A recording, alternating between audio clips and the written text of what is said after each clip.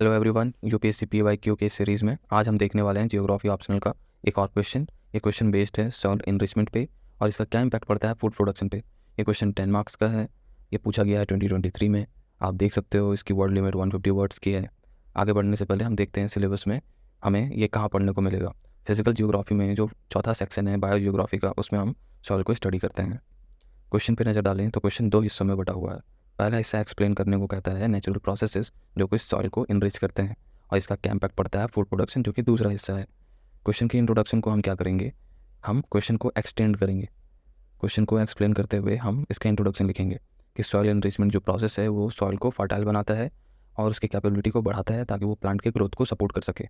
और ये प्रोसेसेस काफ़ी क्रिटिकल होते हैं फूड प्रोडक्शन के लिए, क्योंकि फर्टिलिटी डायरेक्टली कनेक्टेड होती है कि उसमें कितने न्यूट्रिएंट्स प्रेजेंट है और वो क्रॉप्स को कैसे सपोर्ट करता है, क्योंकि उसकी जो प्रोडक्शन है, उसकी यील्ड है, वो डिपेंड करती है उसकी फर्टिलिटी पे। हमने इंट्रोडक्शन के वर्ड्स को ऊपर इंडिकेट कर दिया है अपर लेफ्ट कॉर्नर पे, आप देख सकते हो। क्वेश्चन की बॉडी की तरफ बढ़ने से पहले हम देखेंगे कि इसका क्वेश्चन का पहला पार्ट जो है वो नेचुरल प्रोसेसेस पे जोर डालता है।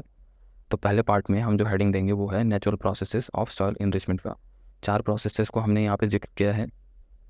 हम वन बाय वन एक करके देखेंगे सबको।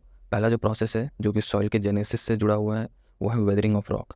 रॉक का छोटे छोटे टुकड़ों में टूटना और उसके सराउंडिंग से रिएक्ट करना, वाटर, एयर, ऑर्गेनिक एसिड्स, और रिएक्ट करने के बाद जो न्यूट्रिएंट वो रिलीज़ करता है जैसे पोटेशियम, कैल्शियम, मैग्नीशियम, उस सॉइल को इनरिच करता है।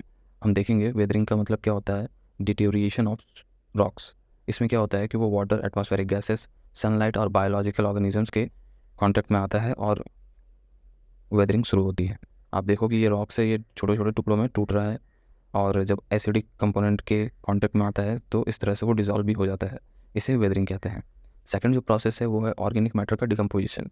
इसमें डेड होते हैं प्लांट्स, और प्लांट जो डेड होते हैं, एनिमल रिमेन्स जो होते हैं या अदर ऑर्गेनिक मैटर्स होते हैं, वो डिकम्पोज होकर ह्यूमस में कन्वर्ट हो जाता है, जो कि सॉइल की फर्टिलिटी को इन्हांस करता है। हम देख सकते हैं कि जो पेड़ की पत्ते होते हैं वो अल्टीमेटली फॉल करते हैं, मिट्टी में गिरते हैं और वो डिकम्पोज हो जाते हैं और कंपोस्ट का फॉर्म ले लेते हैं। तीसरा जो प्रोसेस है वो नाइट्रोजन फिक्सेशन की बात करता है। ये काफ़ी पॉपुलर फेनोमेना है जिसमें बैक्टीरिया जो राइजोबियम जैसे बैक्टीरिया एटमॉस्फेरिक नाइट्रोजन को अमोनिया में कन्वर्ट करते हैं और वो अमोनिया प्लांट यूज़ कर सकते हैं। राइजोबियम क्या है, वो एक ग्राम नेटिव सॉइल बैक्टीरिया है, ठीक है। वो नाइट्रोजन को फिक्स करने का काम करता है।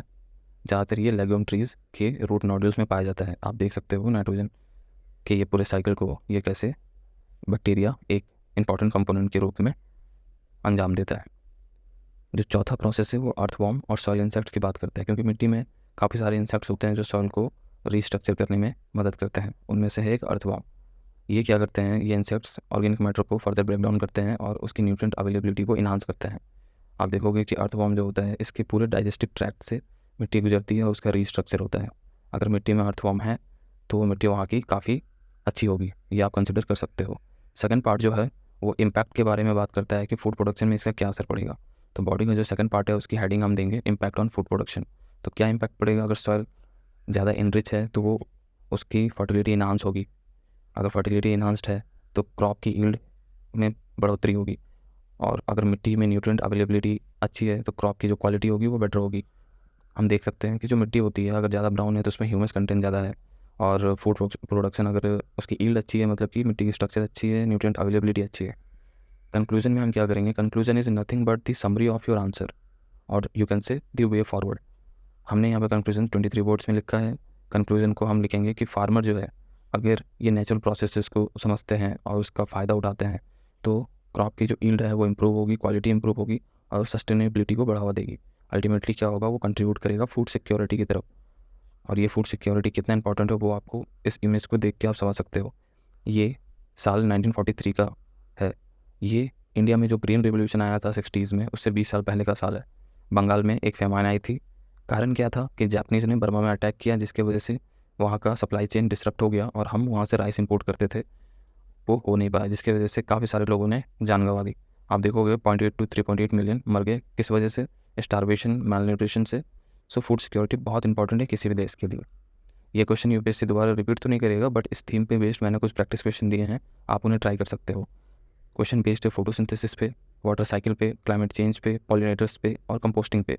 आप इन्हें लिखो और अपनी आंसर राइटिंग को इंप्रूव करने की कोशिश करो। अगर आपको ये वीडियो के एक्सप्लेनेशन अच्छे लगते हैं तो प्लीज़ विजिट कीजिए आप हमारी प्लेलिस्ट को, उसमें काफ़ी सारे मॉडल आंसर्स हैं और अपने आंसर राइटिंग को इम्प्रूव करें। Thanks for watching.